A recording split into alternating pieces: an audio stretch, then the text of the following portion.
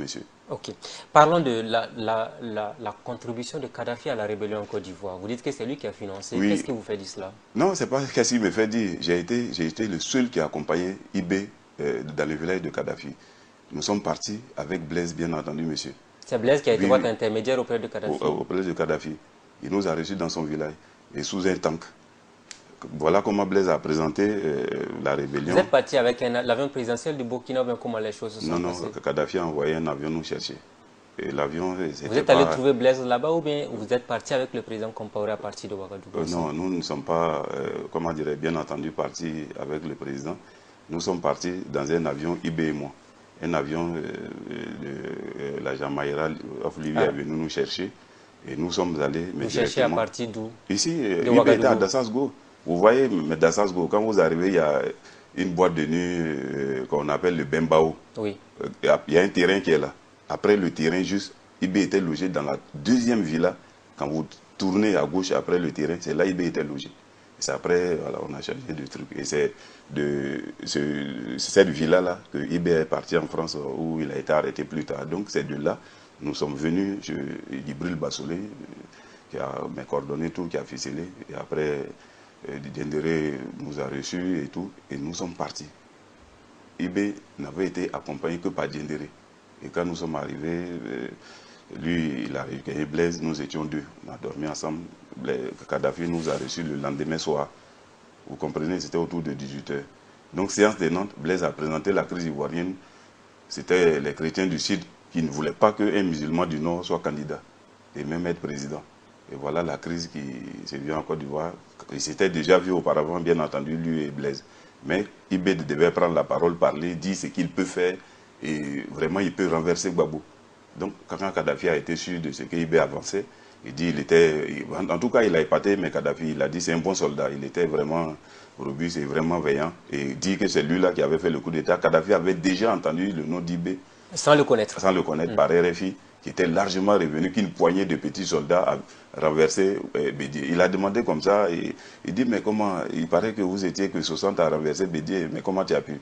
IB a raconté la scène que les généraux ivoiriens étaient pourris d'argent, aucun n'était militaire. Lui, il a regardé, il sait que s'il prenait son courage, aucun ne pouvait sortir. Et c'est comme ça, lui, il a renversé les choses et qu'il est prêt à renverser Bédié. Oui. Et c'est ainsi, séance tenante, Kadhafi a donné 60 milliards.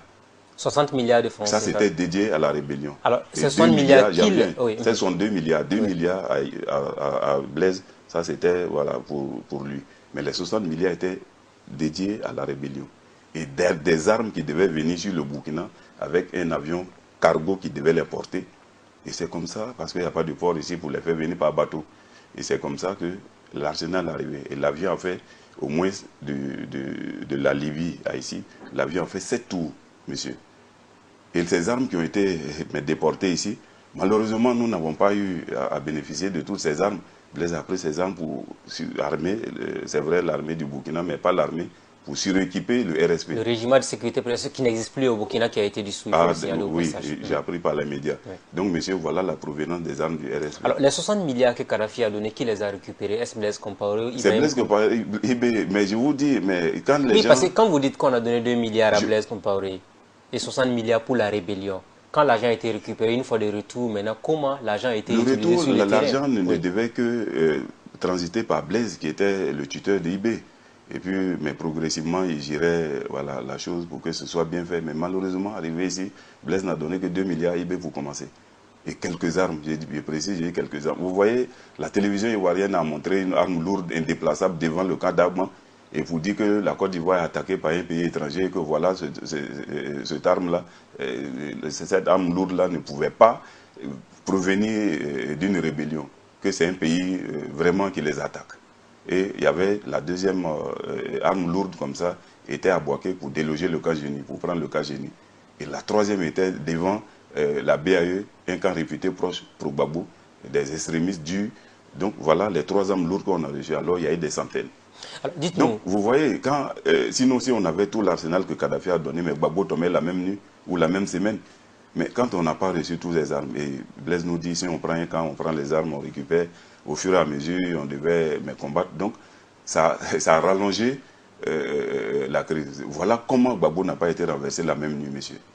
Alors, vous avez dit qu'on vous a remis que 2 milliards de retour donc, à Ouagadougou pour que vous puissiez continuer donc, à mener la lutte sur le terrain.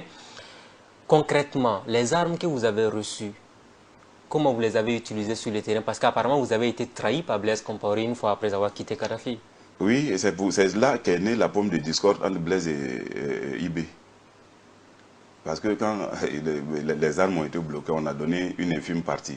Et les 60 premiers chefs de groupes rebelles qui sont rentrés ont eu des armes pleines de bâchés, pick-up. Là, c'était des Kalachnikov, A52, des 12-7 RPG, des roquettes, donc, mais qui n'étaient pas en nombre suffisant. Vous voyez? Donc, alors que les jeunes sur le terrain, dès que maintenant on a lancé un appel, tout jeune qui veut combattre, qui veut nous aider peut venir. Donc les gens venaient volontairement parce que les gens en avaient marre